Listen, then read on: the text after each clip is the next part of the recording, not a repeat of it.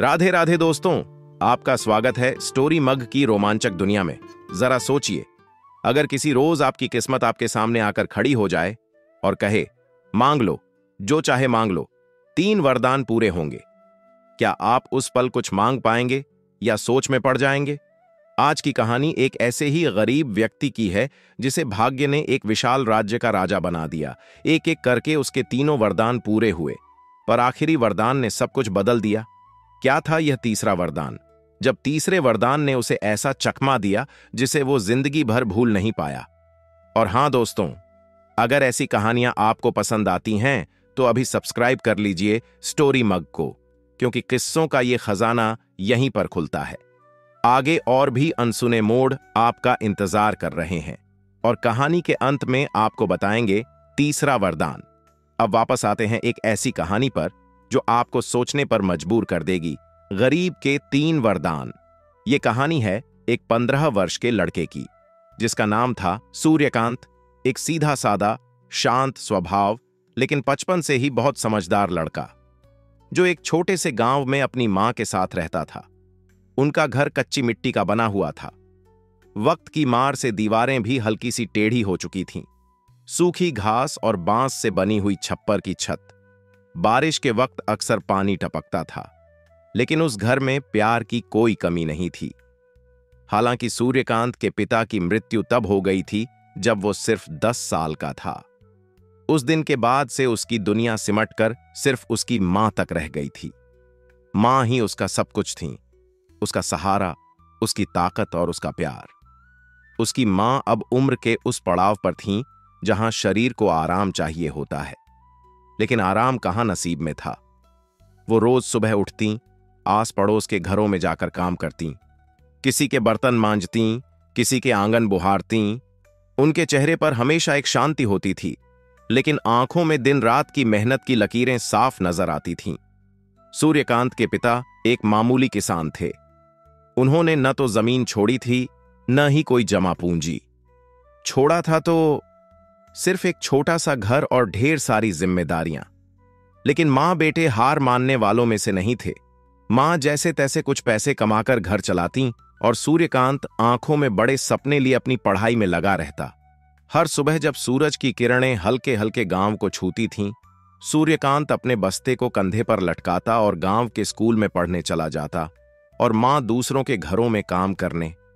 सूर्यकांत बचपन से ही बहुत परेशानियां देख चुका था, लेकिन उसकी आंखों में एक अलग ही चमक थी। कुछ कर दिखाने की, अपनी किस्मत बदलने की, बहुत बड़ा बनने की। कभी कभी वो अकेले में आसमान की तरफ देखता और सोचता, क्या मेरी जिंदगी भी कभी बदलेगी? क्या मेरे हिस्से भी कभी खुशियां आएंगी?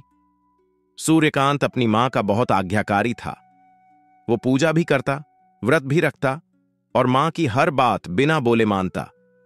मां के लिए वो सब कुछ था और मां उसके लिए। सूर्यकांत खुद नहीं जानता था कि उसकी किस्मत उसे किस रास्ते पर ले जाने वाली है। शाम का वक्त था। सूर्यकांत रोज की तरह खाना खाने के बाद टहलने के लिए बाहर निकल गया। ठंडी हवा चल रही थी और आसमान हल्का नीला होता होता अब धीरे धीरे गहराने लगा था। चलते चलते सूर्यकांत गांव की नहर के किनारे किनारे काफी दूर निकल गया। चारों ओर सन्नाटा था। बस नहर का पानी बहने की आवाज और कहीं कहीं झींगुरों की आवाज सुनाई दे रही थी। वो कुछ देर और चलता रहा, लेकिन तभी उसे महसूस हुआ कि अंधेरा घिरने लगा है।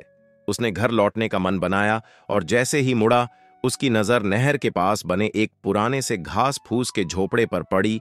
इतनी दूर, आबादी से बिल्कुल अलग ये झोपड़ी, यहां कौन रह सकता है? सूर्यकांत के मन में सवाल उठ रहे थे। उसके मन का कौतूहल उसके कदमों पर भारी पड़ रहा था। उसने वापस जाने का इरादा छोड़ दिया। उसका मन बेचैन हो उठा। उसे जानना था कि आखिर इस झोपड़ी में कौन रहता है। बिना आवाज किए वो झोपड़ी के पास पहुंचा। उसने देखा कि झोपड़ी के अंदर एक बुजुर्ग बैठे थे। लंबी दाढ़ी और बाल, सफेद कपड़े पहने वो एक चटाई पर बैठे हुए थे। उनके सामने रखे दिए की धीमी रोशनी में भी उनके चेहरे पर एक शांति और अद्भुत तेज साफ नजर आ रहा था। उनके चेहरे पर एक अलग ही नूर था, मानो किसी साधना में लीन संत हों।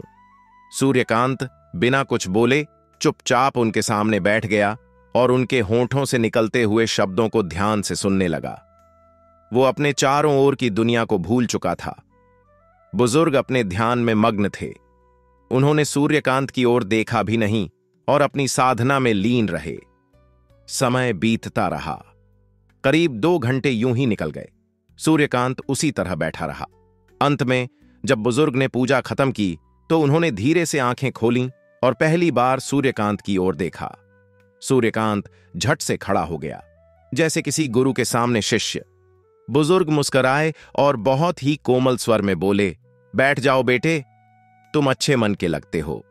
फिर उन्होंने पास रखे एक मिट्टी के बर्तन से थोड़ी सी मिठाई निकाली और सूर्यकांत की तरफ बढ़ाते हुए बोले, ये लो, प्रसाद खा लो और अब अपने घर जाओ, रात काफी हो गई है। सूर्यकांत मिठाई लेते हुए बोला, बाबा जी, क्या मैं फिर आ सकता हूं आपके पास बैठने, सुनने और कुछ सीखने? बिल्कुल आ सकते हो, लेकिन एक बात याद रखना, बाबा ने धीरे से कहा, इस बारे में तुम किसी से भी कुछ मत कहना। सूर्यकांत ने सिर हिलाकर हामी भर दी और फिर चुपचाप अपने घर लौट गया। उसके बाद से रोज का एक नया सिलसिला शुरू हो गया। जैसे ही सूरज ढलने लगता, सूर्यकांत अपने घर के काम निपटाकर बाबा के पास पहुंच जाता। वहां बैठकर वो घंटों उनकी बातें सुनता, कुछ नया सीखता और हर दिन की तरह एक अजीब सी शांति लेकर लौटता। एक शाम जब वो वहां पहुंचा, उसकी आंखों में अजीब सी बेचैनी और चेहरे पर भारी उदासी थी। बाबा ने गौर किया और प्यार से पूछा, क्या हुआ बेटा, आज इतने परेशान क्यों लग रहे हो? सूर्यकांत ने थोड़ा रुकते हुए जवाब दिया, बाबा, मैं राजकुमार बनना चाहता हूं, किसी बड़े राज्य का राजकुमार। ये सुनते ही बाबा कुछ पल चुप रहे। फिर उन्होंने हल्की मुस्कान के साथ कहा, ये ख्वाहिश अपने दिल से निकाल दो बेटे। भगवान जो करता है अच्छे के लिए ही करता है। हर इंसान राजा या राजकुमार नहीं बन सकता। सोचो जरा, अगर सब लोग राजा बन जाएं, सबके पास ताकत हो या फिर सभी गरीब हों, तो इस दुनिया का संतुलन ही बिगड़ जाएगा ना। बाबा का स्वर गंभीर था। और एक बात और बेटा, दूर से सब कुछ अच्छा लगता है, पर पास जाने पर उसकी सच्चाई बहुत अलग होती है। तुमने वो कहावत सुनी है ना, दूर के ढोल सुहावने लगते हैं। तुम नहीं जानते कि किसी राजकुमार या राजा को किन किन मुश्किलों से गुजरना पड़ता है। जो मिल जाए उसी में संतोष रखना चाहिए। दुनिया में लालच की कोई सीमा नहीं होती। इसीलिए मेरे प्यारे बेटे, अपने इस ख्वाब को छोड़ दो और भगवान पर भरोसा रखो। बाबा ने धीमी आवाज में कहा, नहीं बाबा, मैं सच में राजकुमार बनना चाहता हूं। बाबा ने उसकी आंखों में झांकते हुए गहरी सांस ली और बोले, अच्छा, तो ठीक है, तुम्हारी ये इच्छा पूरी होगी। कल दोपहर ठीक 12 बजे इस गांव के उत्तर दिशा में थोड़ी दूरी पर एक सुनसान मैदान है। वहां तुम्हें एक आदमी मिलेगा। वो प्यास और थकावट से बेहाल होगा। उसके लिए पानी और थोड़ा खाना लेकर जाना, उसकी मदद करना और फिर देखना ईश्वर क्या करता है। अगली सुबह सूरज धीरे धीरे चढ़ने लगा। गांव की गलियों में हलचल शुरू हो गई थी। उस दिन सूर्यकांत के अंदर एक अलग ही खुशी थी। उसने अपने कंधे पर पानी से भरा मटका लटकाया, एक कपड़े में थोड़ा खाना बांधा और उस मैदान की ओर चल पड़ा जहां बाबा ने बताया था। गर्मी तेज थी, हवा बिल्कुल थमी हुई और दूर दूर तक कोई नजर नहीं आ रहा था। लेकिन तभी एक पेड़ की छांव के नीचे उसे एक आदमी दिखाई दिया, कमजोर, अधमरा सा, प्यास से तड़पता हुआ। उसका चेहरा सूख चुका था, होंठ फटे हुए, आंखें आधी खुली हुईं। सूर्यकांत दौड़कर उसके पास पहुंचा, जल्दी से मटका उतारा, आदमी को थोड़ा पानी पिलाया, फिर हाथ से थोड़ा खाना खिलाया। उस आदमी ने जैसे ही पानी पिया, उसकी आंखों में थोड़ी चमक लौटी, जैसे जिंदगी दोबारा मिल गई हो। उसने कांपती आवाज में सूर्यकांत की ओर देखा और कहा, ए नेक दिल लड़के, तू कोई इंसान नहीं, फरिश्ता है। तूने इस वक्त मेरी जान बचाई है। तूने जो किया है उसका कर्ज मैं पूरी जिंदगी नहीं चुका पाऊंगा। उस आदमी की आंखों में अब थोड़ी जान आ चुकी थी और उसने सूर्यकांत की ओर देखा, जैसे किसी फरिश्ते को देख रहा हो। धीमे स्वर में उसने पूछा, क्या मैं अपने मददगार का नाम जान सकता हूं? सूर्यकांत ने मुस्कुराते हुए कहा, मेरा नाम सूर्यकांत है। मैं एक गरीब लड़का हूं। जो कुछ भी मैंने किया वो मेरा इंसानी फर्ज था। फिर उसने थोड़ा झिझकते हुए कहा, एक बात कहना चाहता हूं, उम्मीद है आप बुरा नहीं मानेंगे। उस आदमी ने तुरंत जवाब दिया, बिल्कुल कहो बेटा, अगर मेरे बस में हुआ तो जरूर करूंगा। उस आदमी ने सीधा बैठते हुए कहा, मैं कोई आम आदमी नहीं, मैं एक राजा हूं। एक दिन शिकार पर निकला था, लेकिन अपने साथियों से बिछड़ गया और इसी जंगल में भटक गया। अगर तुम आज मेरी मदद न करते तो शायद मैं भूख प्यास से तड़पकर यहीं मर जाता। उसकी आवाज में कृतज्ञता थी और आंखों में प्यार। फिर वो रुका और धीमे से बोला, बेटा, मेरी कोई संतान नहीं है और मेरी पत्नी का भी बहुत पहले स्वर्गवास हो चुका है। मैं उससे बहुत प्यार करता था और उसी से वादा किया था कि दोबारा विवाह नहीं करूंगा। मैं वादा तोड़ने वालों में से नहीं हूं, लेकिन अब मैं चाहता हूं कि तुम्हें अपना बेटा बना लूं, ताकि मेरे बाद मेरे साम्राज्य को तुम संभाल सको। अब तुम मना मत करना बेटा। सूर्यकांत यह सुनकर हैरान था। उसकी आंखें खुली की खुली रह गईं।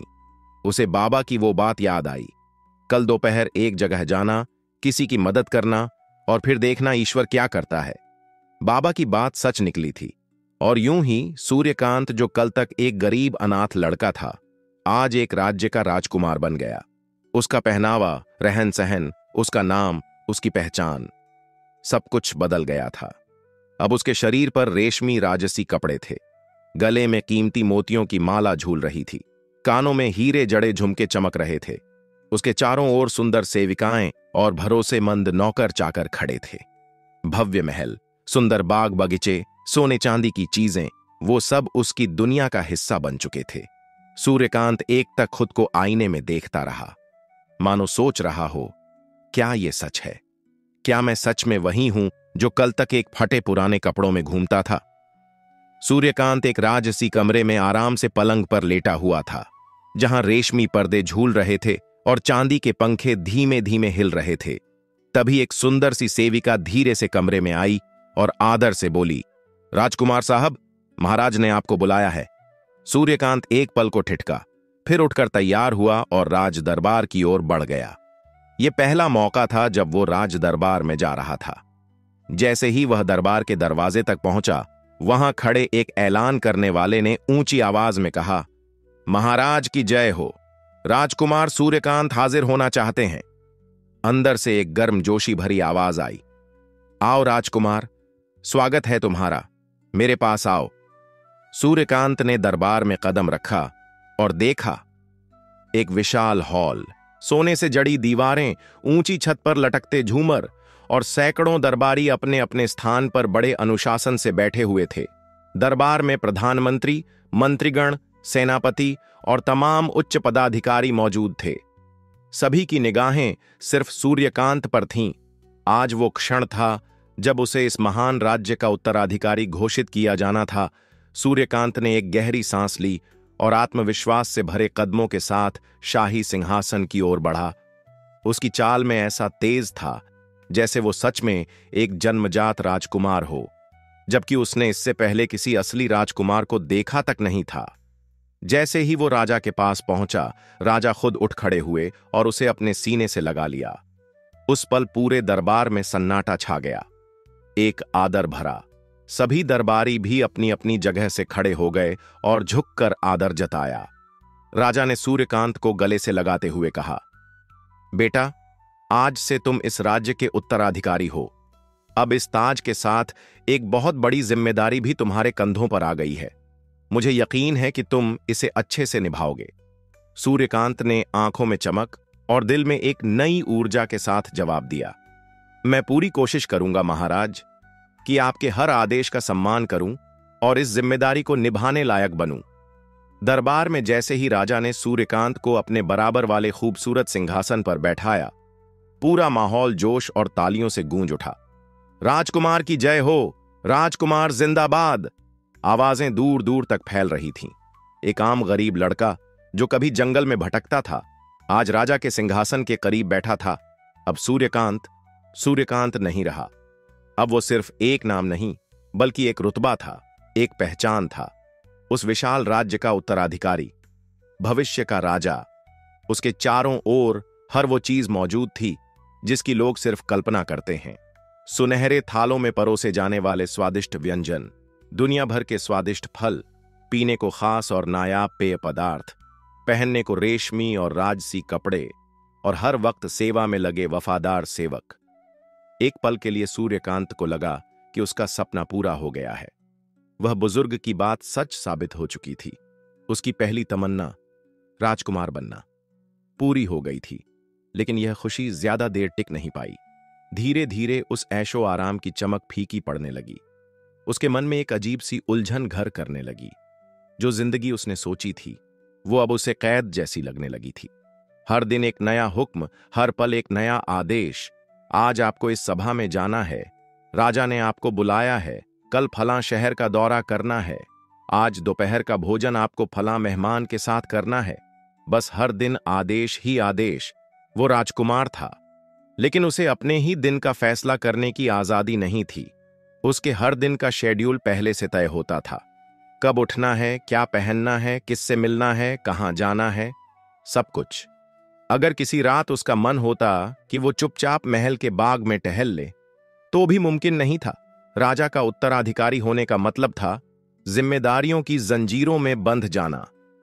सूर्यकांत का मन बेचैन हो उठा। अंदर कहीं गहराई से एक आवाज आई, ये क्या है, ये सब क्या हो रहा है? उसका दिल जोर से चिल्लाया, ये कोई राजसी जिंदगी नहीं, ये तो एक जेल है, एक कैद है। मैं तो जैसे गिरफ्त में हूं, अब और नहीं सह सकता। वो खुलकर हंसना चाहता था, खिलखिलाना चाहता था, अपनी उम्र के बच्चों के साथ मिलकर शरारत करना चाहता था। वो चाहता था कि कोई उसके साथ मस्ती करे, लड़ाई करे, रूठे और फिर मनाए, जैसे आम बच्चों के बीच होता है। कभी वो खुद रूठ जाए तो दोस्त उसे मनाए। वो चाहता था कि किसी तालाब के किनारे बैठकर मछलियां पकड़े, खुले आसमान के नीचे रंग बिरंगी पतंग उड़ाए, उसकी डोरी से पेंच लड़े और खुशी से चिल्लाए। लेकिन अफसोस, ये सब सपने अब बस उसके ख्यालों में ही थे। महल में जो भी था सब उसका आदर करते थे, उसे राजकुमार साहब कहकर झुकते थे, उसकी हर बात पर जी हुजूरी करते थे। लेकिन अब वो इस नकली इज्जत से भी तंग आ चुका था। उसे ऐसा इंसान चाहिए था जो उसके सामने खड़ा होकर आंखों में आंखें डालकर बात करे, कभी कभी झगड़े, तर्क करे, लेकिन यहां सबके चेहरे पर एक जैसी मुस्कान थी, बनावटी, झूठी और थकी हुई। इन्हीं उलझनों के बीच एक दिन एक अजीब किस्सा हुआ। उस वक्त राजा किसी दूसरे राज्य के दौरे पर गए हुए थे और नियमों के अनुसार जब राजा महल से बाहर होते तब राज्य के सारे कामकाज राजकुमार यानी सूर्यकांत को संभालने होते थे। उस राज्य की परंपरा के मुताबिक हर महीने की एक तारीख को आम दरबार लगता था, एक ऐसा दिन जब आम जनता खुलकर अपनी बातें राजा के सामने रख सकती थी। और संयोग से वह दिन आ गया जब राजा राज्य से बाहर थे। अब राजसी नियमों के अनुसार ये जिम्मेदारी भी सूर्यकांत को निभानी थी। उसे आम लोगों की शिकायतें सुननी थीं और जरूरी फैसले लेने थे। महल के बड़े से हॉल में दरबार लगा। सजे हुए कालीन, भारी पर्दे और सुनहरे सिंहासन के सामने एक लंबी कतार में लोग अपनी अर्जियां लेकर खड़े थे। सूर्यकांत अब वहां बैठा था, पहली बार किसी राजा की तरह, और लोग एक एक करके उसकी तरफ आकर अपनी परेशानियां सुना रहे थे। वो सबको ध्यान से सुनता और सोच समझकर फैसला सुनाता जा रहा था। तभी भीड़ में से एक बूढ़ी औरत कांपते कदमों से आगे बढ़ी। उसका चेहरा आंसुओं से भीगा हुआ था और आंखों में दर्द साफ झलक रहा था। वो फूट फूट कर रोते हुए बोली, महाराज, मुझ पर दया कीजिए, मेरी बेटी को मुझे वापस दिलवा दीजिए। सूर्यकांत चौंक पड़ा। उसने तुरंत पूछा, कौन है तुम्हारी बेटी और कौन है जिसने उसे छीन लिया? साफ साफ बताओ। सूर्यकांत ने पूछा। बुजुर्ग महिला की कांपती हुई आवाज पूरे माहौल को झकझोर रही थी। महाराज, 1 महीना पहले आपके सैनिक जबरदस्ती मेरी बेटी को मेरे घर से उठा ले गए थे और अब वो राजमहल में एक सेविका बना दी गई है। मुझे उससे मिलने की भी इजाजत नहीं। महाराज, वो मेरी इकलौती संतान है, मेरे बुढ़ापे का सहारा। आप देख रहे हैं कि एक मैं अंधी हूं। मेरी बेटी ही मेरी आंखें थीं, वही मेरी मुस्कान थी, मेरी उम्मीद थी। अगर वो मुझे वापस नहीं मिली तो मैं जीते जी मर जाऊंगी।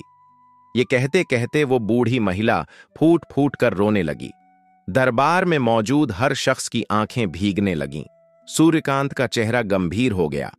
उसने तुरंत सामने खड़े प्रधानमंत्री से कहा, मंत्री जी, इस बुजुर्ग महिला की बेटी, इसे लौटा दी जाए। प्रधानमंत्री ने सिर झुकाकर धीमे स्वर में कहा, महाराज, मेरी जान की हिफाजत रहे तो एक बात कहूं, ऐसा करना मुमकिन नहीं है। सूर्यकांत का गुस्सा फूट पड़ा। क्यों नहीं मुमकिन? यह तो साफ साफ अन्याय है। प्रधानमंत्री ने हाथ जोड़ते हुए कहा, महाराज, वो लड़की अब राजा साहब की सेविका है और केवल वही उसे वापस कर सकते हैं। यह राजसी नियम है और यह नियम कोई भी नहीं बदल सकता।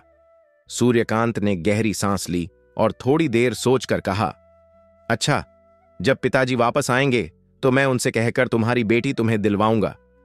तुम चिंता मत करो मां। उसके बाद अगला व्यक्ति दरबार में आया। एक गरीब किसान।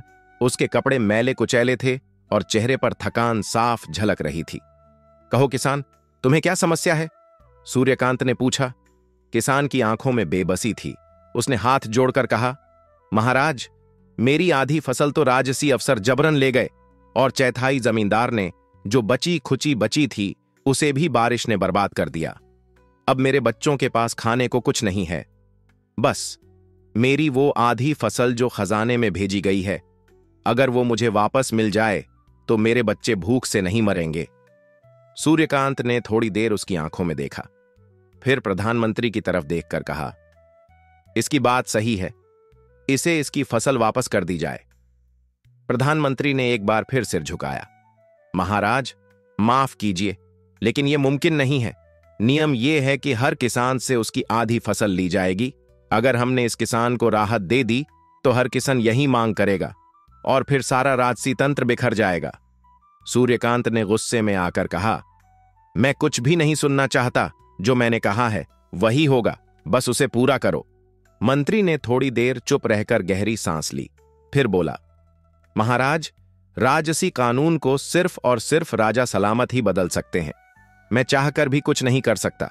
मुझे माफ कीजिए, मैं मजबूर हूं। मंत्री ने सिर झुकाकर कहा और सूर्यकांत ने अपने अंदर उमड़ते गुस्से को जैसे निगल लिया। खून का घूंट पीकर वो चुपचाप दरबार से उठ गया और अपने कमरे में चला गया। कमरे की तन्हा दीवारों के बीच लेटा सूर्यकांत देर तक सोचता रहा। उसके मन में कई सवाल घूम रहे थे। वह खुद से बड़बड़ा उठा, ये कोई राजमहल नहीं है, ये तो जुल्म की एक बस्ती है। यहां न्याय नहीं, बस जुल्म चलता है। जालिमों का राज है, जैसे शैतान ही यहां के मालिक हों। जब मेरा खुद पर ही कोई बस नहीं है, जब मैं कुछ भी सही नहीं कर सकता, तो फिर ये सब किस काम का? मैं राजकुमार होकर भी कैद में हूं, एक ऐसे पिंजरे में जो बाहर से सोने का लगता है लेकिन अंदर से सड़ा हुआ है। ये राज दरबार, ये रेशम की जिंदगी, कुछ नहीं चाहिए मुझे। मैं आजाद नहीं हूं, बस एक कैदी हूं। रात जैसे जैसे गहराती गई, सूर्यकांत की बेचैनी बढ़ती गई और फिर एक पल ऐसा आया जब वो चुपचाप उठ खड़ा हुआ। किसी को कुछ बताए बिना महल की दीवारों को पीछे छोड़ते हुए वो चल पड़ा, अपने गांव की ओर, उस जगह की ओर जहां खुली हवा थी, आजादी थी और वो बेफिक्री जिसकी उसे सख्त जरूरत थी। कई दिनों तक धूल, मिट्टी और कांटों भरे रास्तों को पार करता हुआ जब वो अपने गांव पहुंचा तो उसका शरीर थककर चूर हो चुका था। उसकी हालत देखकर कोई भी पहचान न पाता कि ये कोई राजकुमार है। लेकिन जैसे ही वो अपने पुराने घर के दरवाजे पर पहुंचा, उसकी बूढ़ी मां दौड़ती हुई बाहर आई और उसे गले से लगा लिया। अरे बेटा, तू कहां चला गया था इतने दिन? देख, तूने अपनी क्या हालत बना रखी है। चेहरा कितना उतर गया है और ये तेरे गाल बिल्कुल पीले पड़ गए हैं। चल, ये दूध पी ले, मैंने अपने हाथों से तेरे लिए गर्म किया है।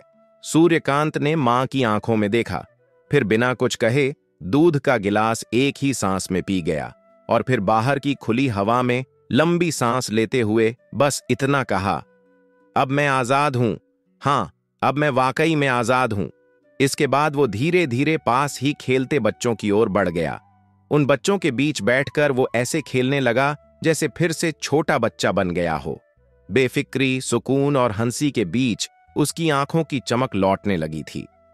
थोड़ी देर खेलने के बाद जब शरीर ने जवाब देना शुरू किया तो वो घर लौटने को मुड़ा। लेकिन इतने दिन गांव से दूर रहने के बाद उसे अपने गांव की हरी भरी हवाएं, मिट्टी की खुशबू और उन सीधे सादे बच्चों की मासूम मुस्कानें इतना खींच रही थीं कि उसकी थकान भी जैसे हार मान गई थी। वो घर पहुंचा। मां ने फिर से दूध का गिलास आगे बढ़ा दिया। इस बार भी उसने एक ही बार में सारा दूध खत्म किया और बिना देर किए अपने पुराने दोस्तों से मिलने निकल पड़ा। मगर अब शरीर जवाब देने लगा था।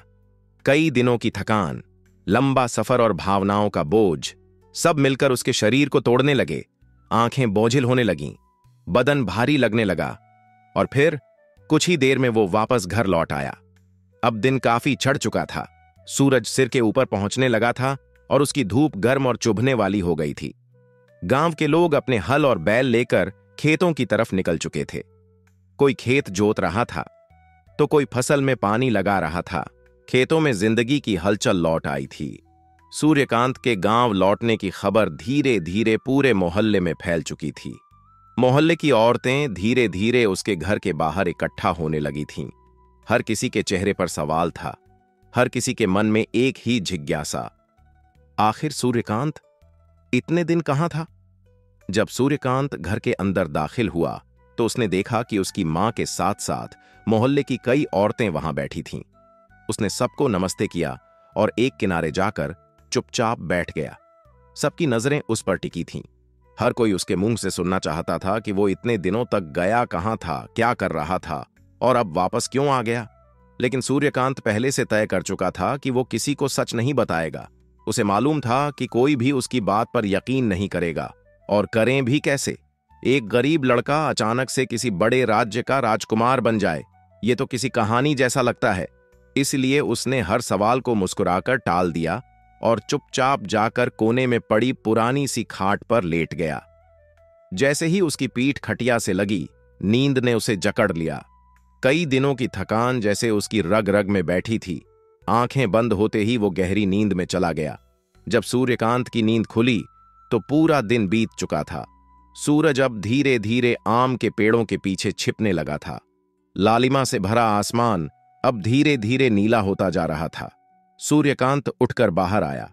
उसने खुद को थोड़ा तरोताजा किया, फिर नहाया, साफ कपड़े पहने और मां के हाथ का खाना खाकर जंगल वाले बाबा से मिलने निकल पड़ा। बाबा की कुटिया गांव के बाहर एक शांत जगह पर थी। जब सूर्यकांत वहां पहुंचा तो रात की परछाइयां फैल चुकी थीं। चारों तरफ सन्नाटा था। बस दूर कहीं से झींगुरों की आवाज आ रही थी। चांदनी जमीन पर बिखरी हुई थी। बाबा हमेशा की तरह एक कोने में चटाई पर बैठे ध्यान में लीन थे। उनका चेहरा तेज और शांत था, जैसे किसी साधक की तपस्या से निकला हुआ प्रकाश हो। कुछ देर बाद बाबा ने आंखें खोलीं और सूर्यकांत की तरफ देखा। सूर्यकांत ने चरण स्पर्श करते हुए आदर से कहा, प्रणाम बाबा। बाबा मुस्कुराए और बोले, कहो बेटे, राजकुमार बनना पसंद नहीं आया? सूर्यकांत हल्की मुस्कान के साथ बोला, बाबा, आपकी दुआओं से मेरी पहली इच्छा तो पूरी हो गई थी। मैं सच में एक राजकुमार बन गया था, लेकिन वहां मेरे हाथ में कुछ भी नहीं था। मैं कुछ भी तय नहीं कर सकता था। हर तरफ बेड़ियां थीं, हर बात पर रोक। राजकुमार होते हुए भी मैं बस एक कठपुतली था।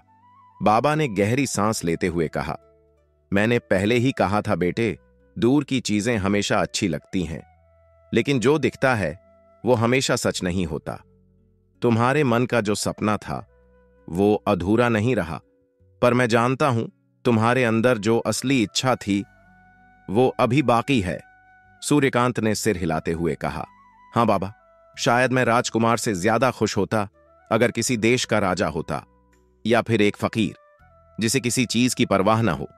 बाबा ने उसकी तरफ देखा और बड़े शांत लहजे में बोले, बेटा, तेरी ये इच्छाएं भी पूरी होंगी। सूर्यकांत ने एक पल के लिए बाबा की तरफ देखा, फिर उसकी आंखों में वही बात गूंजती रही, तेरी ये ख्वाहिशें भी पूरी होंगी। बस यही लाइन बार बार उसके मन में घूमती रही। वो जैसे खुद से पूछने लगा, मतलब मैं वाकई में राजा बनूंगा? मैं वो बनूंगा जो अपने रास्ते खुद चुन सकेगा? क्या मेरे सारे सपने सच में पूरे होंगे? कुछ देर बाबा के पास बैठकर बिना कुछ और पूछे सूर्यकांत वापस घर की तरफ लौट गया। कुछ दिन बीत गए। सूर्यकांत हर रोज बाबा की कुटिया पर जाता रहा। दोनों कुछ वक्त साथ बिताते, लेकिन उस दिन के बाद न सूर्यकांत ने कभी अपनी इच्छाओं का जिक्र किया और न ही बाबा ने फिर उस बारे में कुछ कहा। जैसे दोनों ही समझ चुके थे कि जो होना है वो वक्त आने पर खुद ब खुद होगा। एक दोपहर की बात है, सूर्यकांत अपने घर में चुपचाप खटिया पर लेटा था। बाहर हल्की सी हवा चल रही थी और गांव का माहौल हमेशा की तरह शांत था। तभी दो घोड़े गांव की गली में घुसे। घोड़े सजे हुए थे। उन पर सवार दो सिपाही राजसी पोशाक पहने हुए थे। उनके हाथों में चमकदार तलवारें, ऊंची पगड़ी और रौबदार चेहरा। जैसे ही वो गली में आए, गांव के बच्चे अपनी खेल कूद छोड़कर उनकी तरफ दौड़ पड़े। औरतें दरवाजों पर आ गईं और खेतों में काम कर रहे कुछ किसान भी हल बैल छोड़कर उस तरफ बढ़ चले। पूरे गांव में हलचल सी मच गई थी। सबके मन में एक ही सवाल था, ये सिपाही यहां क्यों आए हैं? दोनों सिपाही लोगों से सूर्यकांत का घर पूछते हुए उसके दरवाजे तक पहुंच गए। एक बच्चा अंदर भागा और बोला, भैया, बाहर दो राज सिपाही आए हैं, शायद तुम्हें ही बुलाने। सूर्यकांत चौंक गया। वो जल्दी से बाहर आया। उसके पीछे उसकी मां भी आ गई। सामने सिपाही घोड़ों से उतर चुके थे। जैसे ही उन्होंने सूर्यकांत को देखा, दोनों ने सीधा खड़े होकर उसे प्रणाम किया। ये देखकर गांव वाले सन्न रह गए। फिर उन दोनों में से एक सिपाही आगे बढ़ा और आदर से बोला, राजकुमार साहब, हमारे राजा साहब वापस महल लौट आए हैं। आपके अचानक गायब हो जाने से वो बहुत चिंतित है। सैकड़ों सिपाही आपको ढूंढ रहे हैं। आज किस्मत से हमें आपका पता चल गया। सूर्यकांत ने शांत लहजे में कहा, आप लोग वापस जाइए। राजा साहब को मेरा प्रणाम कहिए और बताइए कि मैं अपनी मां से मिलने आया हूं। कुछ ही दिनों में वापस महल लौट जाऊंगा। सिपाहियों ने बहुत जोर दिया कि सूर्यकांत उनके साथ अभी ही चले, लेकिन उसकी जिद के सामने उन्हें झुकना पड़ा। बिना बहस किए वो दोबारा घोड़े पर सवार हुए और वापस चले गए। इस पूरे सीन को देखकर गांव के लोग हैरान थे। किसी की आंखों को यकीन नहीं हो रहा था कि अब भी जो देखा और सुना वो सच था। एकदम जैसे किसी कहानी या फिल्म का सीन हो। सूर्यकांत को राजकुमार साहब कहकर पुकारा जाना, उसका इतने सम्मान से स्वागत किया जाना और राजा का उसके लिए परेशान होना, ये सब किसी सपने जैसा लग रहा था। यहां तक कि खुद उसकी मां भी सन्न खड़ी थी। उसका चेहरा जैसे भावनाओं से भर गया था। थोड़ा गर्व, थोड़ा हैरानी, लेकिन यह सपना नहीं था, यह एक सच्चाई थी। अब सूर्यकांत के पास कोई और रास्ता नहीं बचा था। उसने तय किया कि अब सच छुपाने का कोई फायदा नहीं है, इसलिए उसने गांव वालों को अपनी असलियत बता दी। जैसे ही सबको यह बात मालूम हुई कि सूर्यकांत कोई आम लड़का नहीं बल्कि एक राजकुमार है, गांव के लोग हैरानी और गर्व के बीच झूलते रह गए। बच्चे, बूढ़े, जवान, सभी सूर्यकांत को आश्चर्य से देखने लगे। लोग आपस में बातें करने लगे, अरे, जो हमारे साथ बचपन में खेलता था वो तो असली राजकुमार निकला। उधर वो दोनों राजसी सिपाही जिन्हें सूर्यकांत ने वापस भेजा था, पुरस्कार पाने की उम्मीद में रात दिन बिना रुके घोड़ों पर सवार होकर सीधे महल लौट गए। राजा ने जब सुना कि सूर्यकांत ठीक है तो उसे बड़ी राहत मिली। उसने ऊपर वाले को धन्यवाद दिया और दोनों सिपाहियों को अच्छा इनाम देकर विदा किया। लेकिन साथ ही उसने 50 चुने हुए बहादुर सिपाहियों और अपने खास मंत्री को जिम्मेदारी दी कि वो जाएं, सूर्यकांत को समझा बुझाकर महल वापस ले आएं। और कुछ ही दिनों बाद सूर्यकांत फिर से महल लौट आया, उसी शान और शौकत में जैसे एक राजकुमार को रहना चाहिए। अब उसके पास कोई और चारा भी नहीं था। आखिर एक राजा का आदेश कोई कैसे मना कर सकता था, वो भी जब सामने वाला एक गरीब गांव का लड़का हो। लेकिन अब बात सिर्फ मजबूरी की नहीं थी।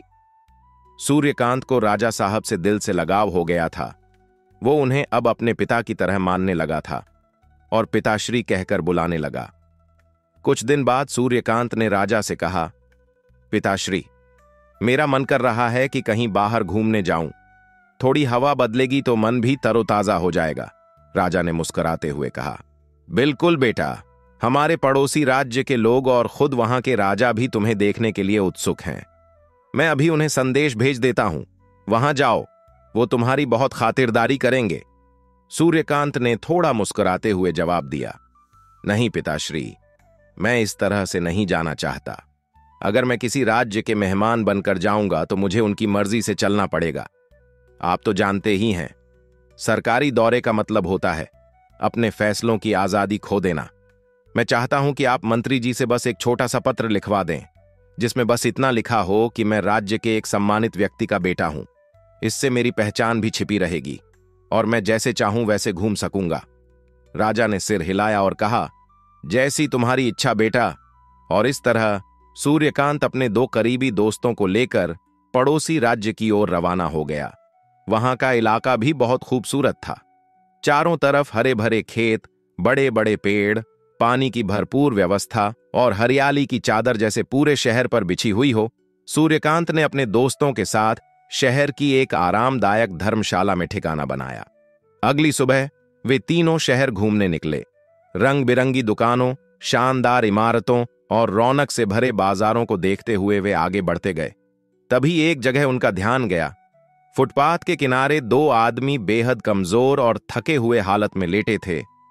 उनके चेहरे पीले पड़ चुके थे, होंठ सूख चुके थे और आंखों में गहरी थकान थी। उनके आसपास 15-20 लोग खड़े होकर उन्हें देख रहे थे। सूर्यकांत ने पास खड़े एक आदमी से पूछा, भाई साहब, ये लोग ऐसे क्यों पड़े हैं? उस आदमी ने उदासी से बताया, भाई, इन दोनों ने पिछले 4 दिन से कुछ नहीं खाया है। ये लोग इस राज्य के राजा के अत्याचार और नाइंसाफी से परेशान होकर भूख हड़ताल पर बैठ गए हैं। अब देखो ना, कितनी खराब हालत हो चुकी है इनकी। सूर्यकांत का दिल भर आया जब उसने देखा कि वो दोनों गरीब इंसान जो अपनी बात कहने के लिए भूख हड़ताल पर बैठे थे, 4 दिन से एक दाना तक नहीं खाया था। उनके चेहरों पर कमजोरी और थकावट साफ झलक रही थी। आंखें बुझी हुई, होंठ सूखे और शरीर एकदम लाचार। पर राजा की तरफ से कोई सुनवाई नहीं हो रही थी, जैसे इनकी जिंदगी की कोई कीमत ही नहीं थी। सूर्यकांत को बहुत दुख हुआ। वह चुपचाप उन दोनों के पास जाकर जमीन पर बैठ गया, बस थोड़ी देर उनके साथ समय बिताने, थोड़ी हमदर्दी जताने के लिए। लेकिन तभी कुछ अजीब हलचल हुई। अचानक वहां खड़े लोग घबराकर इधर उधर भागने लगे। सूर्यकांत को कुछ समझ नहीं आया कि ये सब क्या हो रहा है। तभी उसकी नजर सामने से आती एक बग्घी पर पड़ी।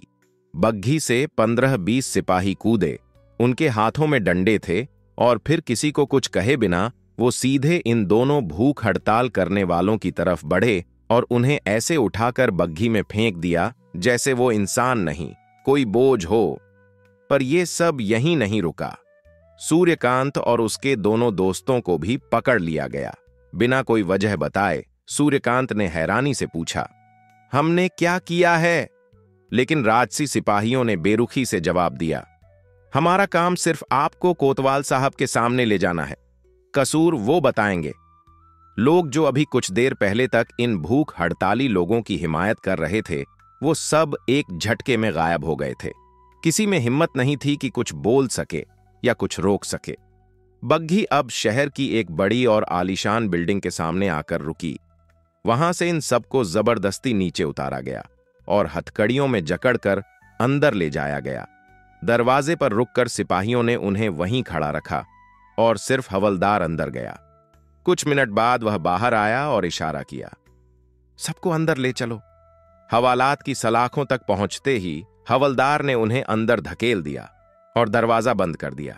सूर्यकांत और उसके दोस्त अब एक अजनबी शहर की अजनबी जेल में बंद थे, बिना किसी जुर्म के। थोड़ी देर बाद हवलदार दोबारा आया और भूख हड़ताल पर बैठे दोनों लोगों को एक हकीम के पास ले गया। शायद उनकी तबीयत बहुत बिगड़ गई थी, पर सूर्यकांत और उसके दोनों साथी अभी भी उसी हवालात में बंद थे। सूर्यकांत चुपचाप बैठा सोच रहा था, ये क्या आफत आ गई है।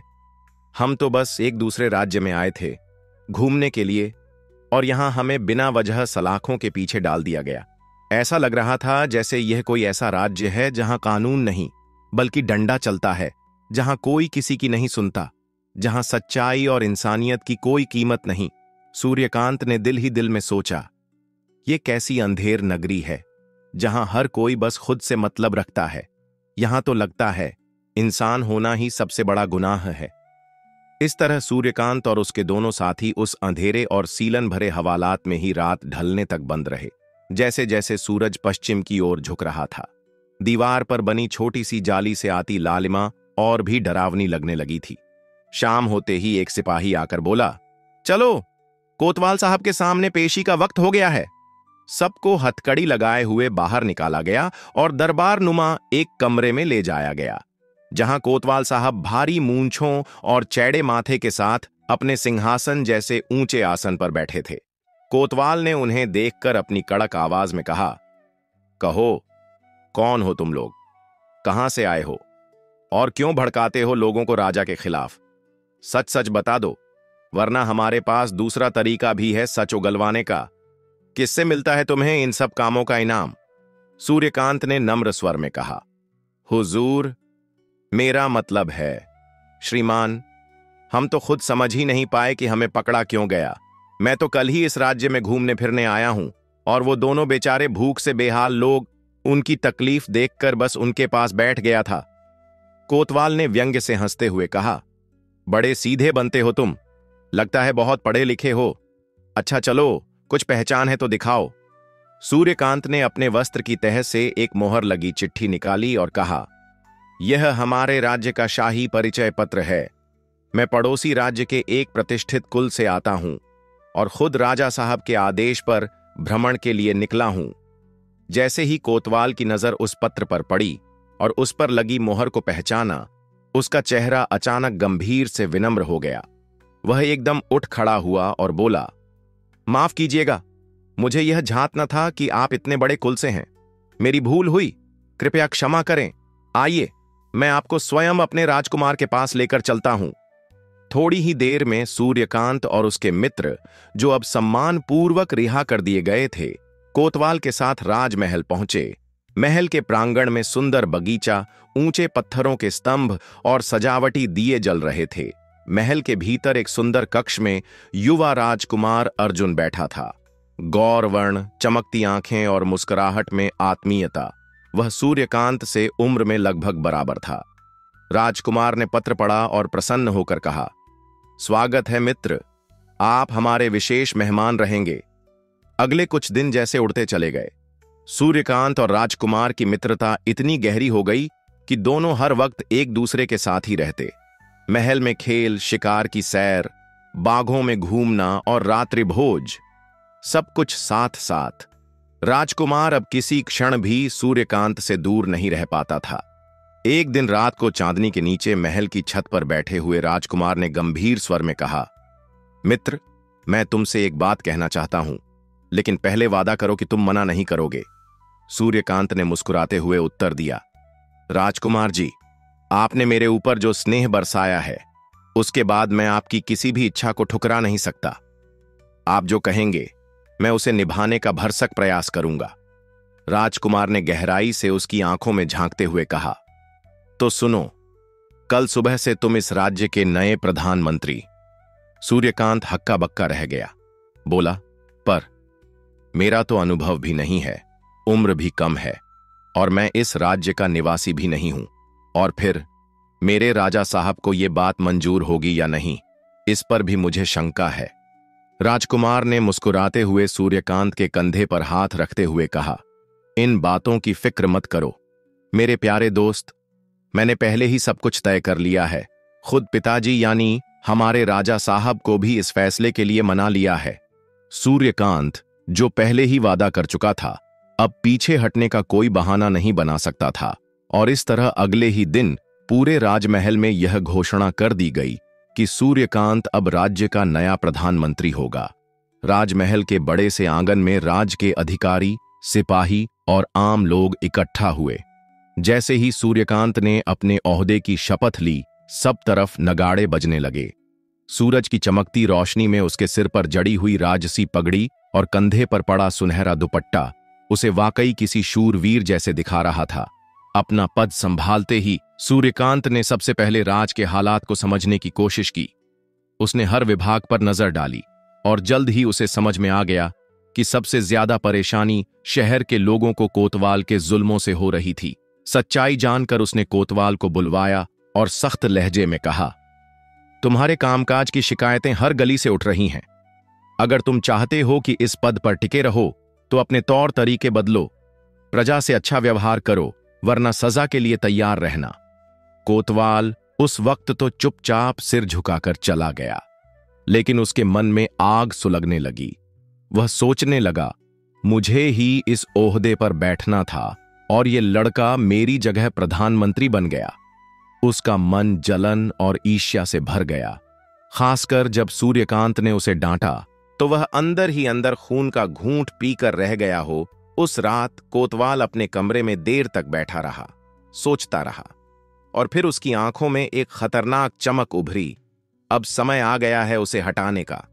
वह मन ही मन एक चाल सोच चुका था और होंठों पर एक धीमी सी मुस्कान तैर गई। 8 दिन बीत चुके थे।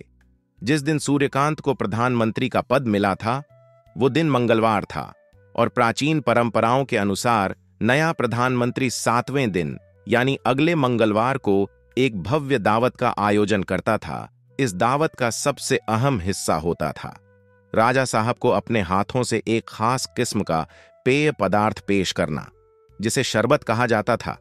यह एक राजसी परंपरा थी जिसे पूरे राजमहल में बड़ी श्रद्धा और गरिमा के साथ निभाया जाता था।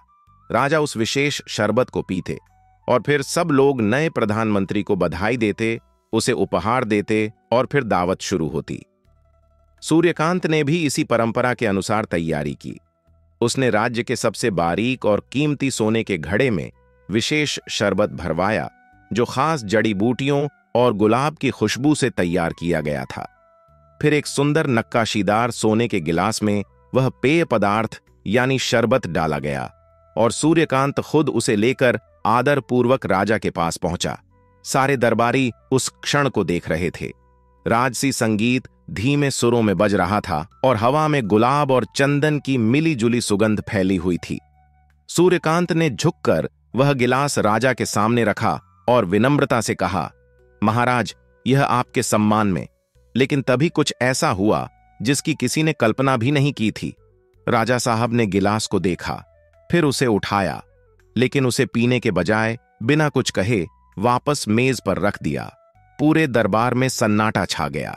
फिर राजा ने कठोर स्वर में कहा, मुझे अपने गुप्तचरों से खबर मिली है कि तुम मेरे खिलाफ एक खतरनाक साजिश रच रहे हो। राजा ने गुस्से से देखते हुए अपने एक नौकर को इशारा किया। नौकर बिना देर किए सफेद रंग की एक सुंदर बिल्ली लेकर दरबार में आ गया। वहां बैठे सभी लोग सन्न थे। वहां का युवराज हैरानी से कभी राजा को देखता तो कभी सूर्यकांत को, जिसके चेहरे का रंग एकदम उड़ चुका था और आंखें डर और हैरानी से फैल गई थीं। फिर वह राजा को देखता जो अपने ऊंचे सिंहासन पर बैठे थे। चेहरा सख्त और आंखों में गुस्सा साफ झलक रहा था और एक कोना था जहां कोतवाल खड़ा था, होठों पर अजीब सी मुस्कान लिए, मानो उसने अपनी चाल चल दी हो। राजा के इशारे पर उस बिल्ली को सूर्यकांत के हाथों से पेश किया गया उसी गिलास का शरबत पिलाया गया जो उसने खुद राजा के लिए तैयार किया था। सबकी नजरें उसी बिल्ली पर टिक गईं। बिल्ली ने जैसे ही शरबत पिया, उसकी आंखें पलटने लगीं। वो तड़पी, 2-3 बार उलटी पलटी खाई और फिर एक झटके में उसकी जान चली गई। पूरे दरबार में सन्नाटा छा गया। कुछ ही पलों में लोगों का गुस्सा फूट पड़ा। वे उठकर सूर्यकांत की तरफ बढ़े, आंखों में आग ली, जैसे अब उसे वहीं खत्म कर देंगे। लेकिन तभी राजा ने जोर से डांट लगाई, बस करो, और अपने सैनिकों को इशारा किया। सैनिक फुर्ती से आगे बढ़े और सूर्यकांत और उसके साथियों को चारों तरफ से घेर लिया। राजा बोले, शांत रहिए सभी लोग, अपराधी को उसकी सजा जरूर मिलेगी, लेकिन अभी नहीं, मैं कल इसका फैसला सुनाऊंगा। फिर कोतवाल की तरफ मुड़कर बोले, इन सबको आज रात के लिए जेल में रखो और कल मेरे सामने पेश करना। फिर वही हुआ। सूर्यकांत, जो 8 दिन पहले पूरे जोश और सुनहरे सपनों के साथ प्रधानमंत्री बना था, अब एक बार फिर जेल की सलाखों के पीछे पहुंच गया। वो बैठा था, एकदम खामोश, टूट चुका, थका हुआ। अब उसे बाबा की वो बातें याद आ रही थीं। दूर के ढोल सुहावने होते हैं और जो होता है अच्छे के लिए होता है। उसका दिल खुद से सवाल कर रहा था, काश मैंने बाबा की बात मानी होती, काश मैं प्रधानमंत्री ना बना होता। अब देखो, मैं एक मुजरिम बन गया और इज्जत भी चली गई और ठुकराया भी गया। अब देखना है सजा क्या मिलती है। रात धीरे धीरे बीतने लगी और सूर्यकांत इन सब बातों के बारे में सोचता रहा। उसे नींद नहीं आ रही थी। आधी रात बीत चुकी थी। जेल की दीवारों पर सन्नाटा पसरा था। तभी हल्की सी आहट हुई। दरवाजा धीरे से खुला। कोई दबे पांव अंदर आया। सूर्यकांत ने गौर से देखा। वो कोई और नहीं, राजकुमार था। राजकुमार को देखते ही सूर्यकांत की आंखों से आंसू निकल पड़े। उसे किसी अपने का आना राहत जैसा लगा। राजकुमार अर्जुन ने झुककर उसका कंधा थामा और कहा, मुझे सब कुछ पता चल चुका है। ये कोतवाल की चाल थी, लेकिन पिताश्री को यकीन नहीं होगा। हालात बहुत खराब हो गए हैं। वक्त हमारे पास कम है। मैंने बहुत मुश्किल से इंतजाम किया है। तुम्हें अभी और इसी वक्त यहां से निकलना होगा। सूर्यकांत ने आश्चर्य से उसकी तरफ देखा। अर्जुन ने धीरे से कहा, सब कुछ प्लान कर लिया गया है। शहर की सीमा पर जो पहरेदार हैं, उन्हें समझा दिया गया है। 3 घोड़े और कुछ जरूरी सामान बाहर तैयार हैं। तुम चुपचाप निकल जाओ। आज रात ही इस मुल्क को छोड़ दो, बाकी मैं संभाल लूंगा। सूर्यकांत ने राजकुमार को गले लगा लिया। दोनों की आंखों से आंसू टपक रहे थे, जैसे कोई अपना बहुत पीछे छूट रहा हो। सूर्यकांत ने कहा, धन्यवाद मित्र, दोस्ती निभाने के लिए। और बिना एक शब्द और कहे वो अपने साथियों के साथ जेल से निकल गया। पूरी रात धूल उड़ाते, घोड़े भगाते ये लोग सफर करते रहे, और जब सुबह की पहली रोशनी आसमान पर फैली, तब ये सब अपने देश के सरहद पर पहुंचे। थके हुए, शरीर धूल मिट्टी से सना हुआ, आंखों में नींद और दिल में डर। राजमहल पहुंचते ही सूर्यकांत के पिता उसे इस हाल में देखकर बेचैन हो उठे। उन्होंने उसे अपने सीने से लगा लिया और कहा, मैंने पहले ही मना किया था, लेकिन तुम ना माने। खैर, भगवान का शुक्र है कि तुम सही सलामत लौट आए। जाओ, आराम करो। सूर्यकांत की दूसरी इच्छा भी अब पूरी हो चुकी थी। जब उसकी थकान दूर हुई तो उसने राजा को पूरा हाल सुनाया, तो राजा की आंखों में खुशी झलक रही थी।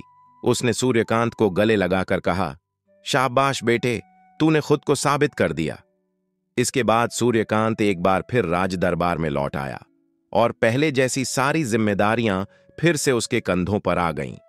अब उसका ज्यादातर समय पढ़ाई लिखाई और युद्ध कौशल कला में ही बीतता था। राज दरबार ने उसके लिए कई विद्वानों को लगाया गया, जो उसे तलवारबाजी, घुड़सवारी और युद्ध की तमाम कलाएं सिखा रहे थे। धीरे धीरे सूर्यकांत ने हालात के अनुसार खुद को ढाल लिया था। उसे अपनी मां की बहुत याद आती थी, और उसने उन्हें महल में बुलाने की कोशिश भी की, लेकिन उसकी मां ने साफ मना कर दिया। उन्होंने कहा, बेटा, मैं अपनी मिट्टी नहीं छोड़ सकती।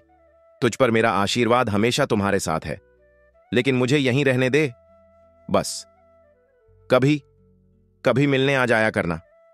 सूर्यकांत ने मां को मनाने की बहुत कोशिश की, लेकिन मां नहीं मानी। जब भी उसे थोड़ा फुर्सत मिलती, वो खुली हवा में घूमने निकल जाता, कभी हरे भरे बागों में तो कभी सुनसान मैदानों में। अब उसे शिकार का भी शौक लग गया था। तलवारबाजी, भाला चलाना और युद्ध कौशल के साथ साथ अब वो एक शानदार शिकारी भी बन चुका था। और ये वही सूर्यकांत था जो एक वक्त में एक गरीब किसान का बेटा, जिसकी झोपड़ी में छत से पानी टपकता था और जिसकी मां की आंखों में बेटे के सपनों का उजाला था। अब वो एक बड़े राज्य का उत्तराधिकारी था, राजा का दत्तक बेटा, जिसके चारों तरफ चमचों की भीड़ लगी रहती। हर कोई उसे खुश करने में लगा रहता। कोई चुटकुले सुनाता, कोई नाच गाने का इंतजाम करता, कोई नए खेल दिखाता। हर रोज नया मजा, हर पल नया आराम। सूर्यकांत अब धीरे धीरे सब कुछ भूलता जा रहा था। अपनी पुरानी जिंदगी, अपनी मां की झुर्रीदार हथेलियां और उस बाबा की बातें जो उसे जंगल में मिले थे। वो बाबा जिनका चेहरा रोशनी से चमकता था और जिनकी आंखों में अनुभव की गहराई थी। उन्होंने कहा था, बेटा, सब्र करना सीखो। जो ऊपर वाला देता है उसी में खुश रहो। लालच की कोई हद नहीं होती। दौलत और ताकत कुछ समय की चीजें हैं। लेकिन अब सूर्यकांत के पास सोचने का वक्त ही नहीं था। उसके दोस्त, उसके ठहाके, उसका राजसी जीवन, सबने उसकी पुरानी यादों को धुंधला कर दिया था। अब वो एक राजकुमार था, एक शिकारी था, और राजा बनने का सपना उसकी आंखों में फिर से तैरने लगा था। एक दिन की बात है, सूर्यकांत अपने कुछ खास दोस्तों के साथ शिकार पर निकला। आज उन्होंने हिरण का शिकार करने योजना बनाई। वो सब जहां शिकार खेलने गए थे वह हिरणों के लिए मशहूर थी।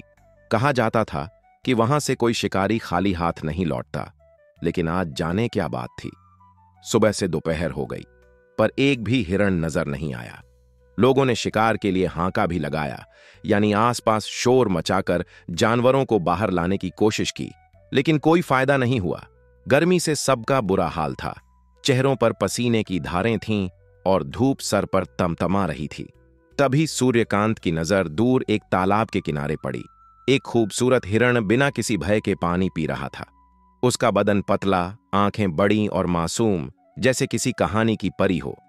सूर्यकांत और उसका एक दोस्त धीरे धीरे दबे पांव उसकी तरफ बढ़ने लगे। जब वो ठीक निशाने के दायरे में आ गया, दोनों ने कमान पर रखकर तीर से निशाना साधा। लेकिन ठीक उसी वक्त न जाने कहां से एक देहाती व्यक्ति, जो हांका करने वालों में था, उस हिरण के करीब पहुंच गया। हिरण घबरा गया और बिजली की तेजी से जंगल में भाग निकला। सूर्यकांत गुस्से से तिलमिला उठा। उसने चीख कर कहा, कहां से टपक पड़ा तू? अंधा है क्या? उसका दोस्त भी झल्ला उठा और बोला, हिरण तो भाग गया, अब तू ही सही। और बिना कुछ सोचे समझे उसने उस गरीब व्यक्ति पर तीर चला दिया। वो तीर किसी गोली की तरह सीधे उस गरीब व्यक्ति के सीने में जा लगा। वो वहीं ढेर हो गया। एक झटके में उसकी सांसें थम गईं। ये तुमने क्या कर दिया? ये तो बहुत बुरा हुआ। एक साथी की बात पर सूर्यकांत ने बिना कोई अफसोस जताए कहा, अरे छोड़ो भी, ये गरीब तो पैदा ही मरने के लिए होते हैं। उसके लहजे में घमंड साफ झलक रहा था, जैसे कुछ हुआ ही नहीं। उसी पल वह गरीब व्यक्ति मानो अपनी आखिरी सांसों में भी कुछ कह रहा हो, जैसे वो बोल रहा हो, मैं भी खूबसूरत था और मेरी जिंदगी भी। कितने जानवराएं को पाला पोसा था। मेरे बच्चाएं और मेरी प्यारी पत्नी ने भी मेरे साथ सपने देखे थे, पर तुमने कुछ सोचा ही नहीं। तुम ऊंचे घरानों के लोग, तुम्हारे लिए हम जैसे लोगों की जान की कोई कीमत ही नहीं। उसका खून धीरे धीरे जमीन में समाता रहा, लेकिन उसकी चीखें सुनने वाला वहां कोई नहीं था। सूर्यकांत और उसके दोस्त वहां से जा चुके थे।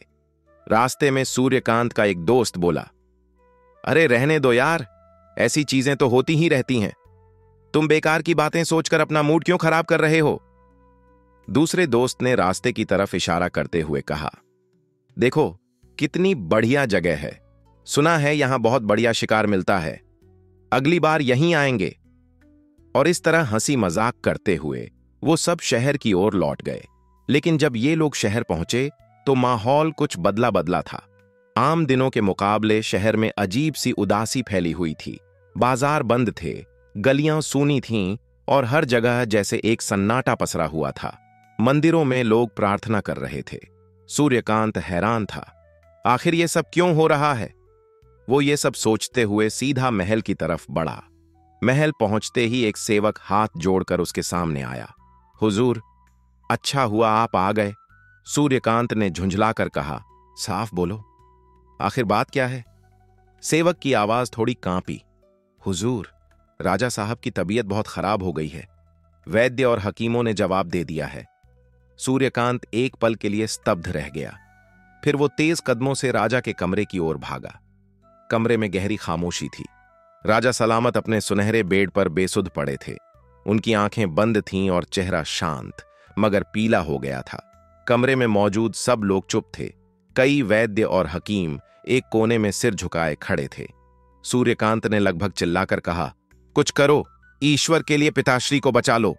एक हकीम ने धीरे से जवाब दिया, अब कुछ नहीं किया जा सकता राजकुमार, दवा का वक्त बीत चुका है, अब बस प्रार्थना ही की जा सकती है। लेकिन ऊपर वाले को कुछ और ही मंजूर था। थोड़ी ही देर में राजा ने हमेशा के लिए आंखें मूंद लीं। 3 दिन तक पूरे राज्य में शोक मनाया गया। सारे प्रोग्राम रद्द कर दिए गए। बाजार बंद रहे और हर गली मोहल्ले में शांति छाई रही। लोग आते हैं और चले जाते हैं, पीछे बस यादें रह जाती हैं और धीरे धीरे यादें भी धुंधली हो जाती हैं। अमीर हो या गरीब, राजा हो या रंक, किसी एक के चले जाने से जिंदगी का कारवां रुकता नहीं। राजा की अचानक मौत से सूर्यकांत के दिल पर गहरा असर पड़ा। जैसे जैसे समय बीतता गया, वो दर्द और अफसोस भी खत्म होता गया और सूर्यकांत फिर से अपनी ऐशो आराम की दुनिया में खोता चला गया। अब वो सिर्फ राजकुमार नहीं रहा, बल्कि अब वो पूरे राज्य का नया राजा बन चुका था। उसकी तीसरी इच्छा अब पूरी हो चुकी थी। अब सूर्यकांत का नाम राजा सूर्यकांत हो गया था। उस विशाल राज्य का शासक, जिसके रहने के लिए शानदार महल था, सोने के पलंग थे, रेशमी कपड़े थे, हीरे जवाहरात से जड़े ताज, उसकी सेवा में हर वक्त तैयार रहने वाले नौकर चाकर और गुलाम। कहानी अब एक ऐसे मोड़ पर थी जहां बाहरी चमक दमक बहुत थी, लेकिन अंदर कहीं कुछ अधूरा सा, कुछ ऐसा जो अब भी सूर्यकांत के दिल से बहुत दूर था। सूर्यकांत के राजा बनते ही उसने अपने सभी दोस्तों को ऊंचे ऊंचे पदों पर बैठा दिया। पुराने और अनुभवी लोगों को एक एक कर हटा दिया गया। अब सत्ता की हर कुर्सी पर सूर्यकांत का कोई ना कोई खास बैठा था। कोई मुख्यमंत्री बना, कोई दरबारी अफसर, कोई सिपहसालार। सूर्यकांत धीरे धीरे पुराने तरीकों को बदलना चाहता था और हर वक्त कुछ नया सोचता रहता था। वो सिर्फ योजनाएं बनाता, लेकिन जमीनी सच्चाई क्या है, ये उसे जानने की जरूरत ही नहीं लगती थी। उसने अपने दोस्तों पर इतना भरोसा कर लिया था कि उन्हें पूरा हक दे दिया गया था और अब वही दोस्त मिलकर सत्ता चला रहे थे। पर इन दोस्तों की असली मंशा कुछ और थी। वे कम से कम समय में ज्यादा से ज्यादा पैसा बटोरना चाहते थे। प्रजा यानी आम लोग उनके जुल्मों सितम का शिकार बनने लगे, लेकिन कोई कुछ बोल नहीं सकता था। गरीब जनता के पास कोई ताकत नहीं थी। फिर एक दिन सूर्यकांत ने एक नया हुक्म जारी किया। अब राज्य का हर कमाने वाला इंसान अपनी कमाई का चौथाई हिस्सा सरकार को देगा, जिससे बाग बगीचे, खेल के मैदान, तालाब, कुएं जैसी चीजें बनाई जाएंगी। इस आदेश से लोग बहुत परेशान हो गए, क्योंकि उनकी आमदनी पहले ही बहुत कम थी। ऐसे में चौथाई हिस्सा देना मतलब खुद भूखा रहना। मगर राजा के आदेश को कौन टाल सकता था। लोगों ने दुखी मन से आदेश मान लिया, पर उनके दिल में सूर्यकांत के लिए गुस्सा और नफरत पनपने लगी। जैसे जैसे राजकोष में पैसा जमा होता गया, सूर्यकांत के इरादे भी बदलते गए। उसने सबसे पहले एक नया महल बनवाने का प्लान बनाया। ऐसा शानदार और भव्य महल जो दुनिया में सबसे अलग और अनोखा हो। उसने अपने मुख्यमंत्री को आदेश दिया कि तुरंत राजकोष के पैसों से नए महल का निर्माण शुरू करवा दो। मुख्यमंत्री ने अपने करीबियों को बुलाया और इन सब ने मिलकर सोचा, इससे बेहतर कमाई का मौका फिर कहां मिलेगा। जितना हो सके पैसा बचा लो और बाकी आपस में बांट लो। मजदूरी का सारा काम मुफ्त में प्रजा से करवा लो। महल का निर्माण शुरू हो गया।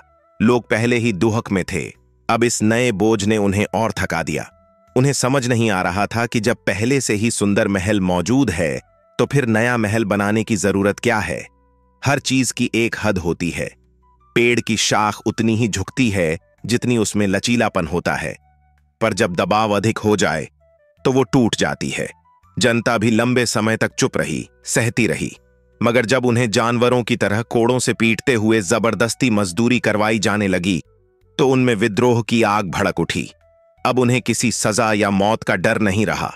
उनके दिल में एक ही बात थी, या तो खुद को बचा लो या फिर इन जुल्मी हाथों को हमेशा के लिए खत्म कर दो। जब सूर्यकांत को इस गुस्से और बेचैनी की खबर मिली तो वो आग बबूला हो गया। उसे लगने लगा कि जनता उसके आदेश का विरोध कर रही है। सूर्यकांत को अंदाजा ही नहीं था कि लोगों को बंदूक की नोक पर जबरदस्ती बेगार में झोंका जा रहा है। उसे पता चलता भी कैसे?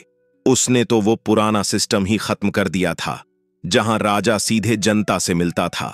अब राजा और जनता के बीच एक मोटी दीवार खड़ी हो चुकी थी। लेकिन इस बार सूर्यकांत खुद लोगों के बीच आया, गुस्से में दहाड़ा, तुम सब अनपढ़ हो। हम तो तुम्हारी भलाई के लिए ये सब कर रहे हैं, फिर इतना गुस्सा क्यों? अगर कोई सही वजह है तो बताओ, वरना ये सीधी बगावत है और बगावत की सजा होती है मौत। ये सुनकर भीड़ में से कई लोग चिल्ला उठे, अब हम डरने वाले नहीं हैं। जब मरना ही है तो हक के लिए मरेंगे, गुलामों की तरह बेगारी करते हुए नहीं। सूर्यकांत चौंक गया। क्या? कैसी बेगारी? कौन सा जुल्म? मुख्यमंत्री फौरन बोल पड़ा, महाराज, ये सब झूठ बोल रहे हैं, इन पर भरोसा मत कीजिए। लेकिन भीड़ से एक आवाज आई, हम झूठे नहीं हैं, हम पर वाकई अत्याचार हो रहा है। ठहरो, मैं सबकी बात सुनना चाहता हूं, सूर्यकांत ने कहा। इतने में एक नौजवान सामने आया और बोला, यह सब आपके मुख्यमंत्री के आदेश से हो रहा है।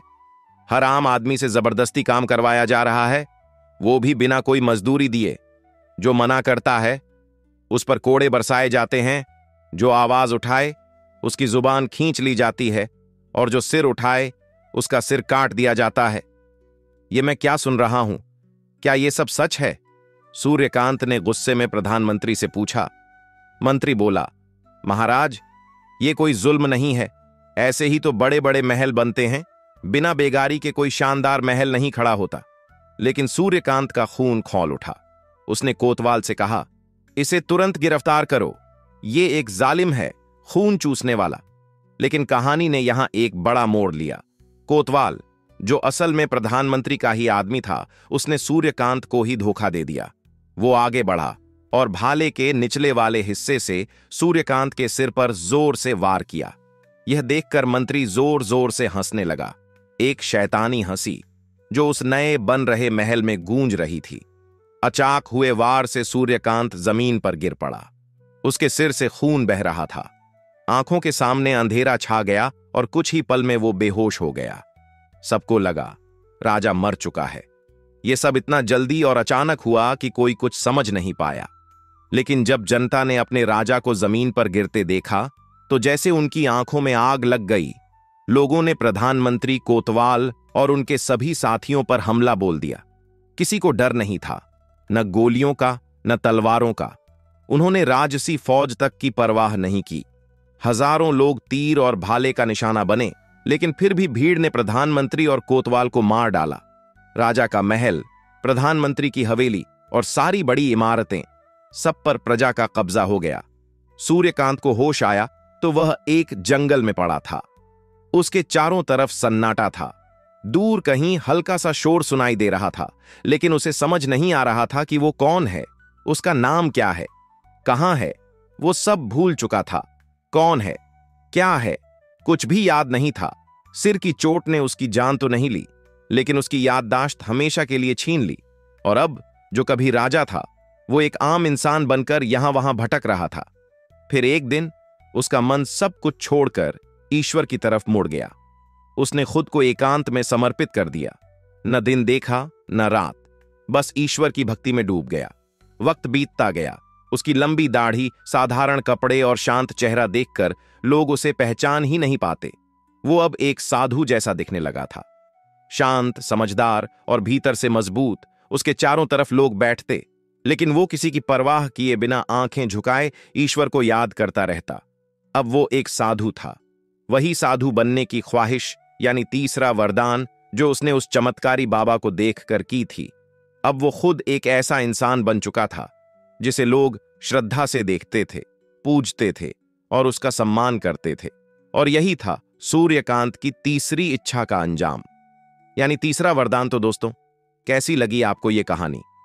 अगर पसंद आई हो तो वीडियो को लाइक जरूर करें, चैनल को सब्सक्राइब करें और बेल आइकन दबाना ना भूलें, ताकि अगली कहानी का नोटिफिकेशन सबसे पहले आपको मिले। और हां, कमेंट करके जरूर बताएं कि आपको सबसे ज्यादा कौन सा मोड पसंद आया। जय श्री कृष्णा, राधे राधे।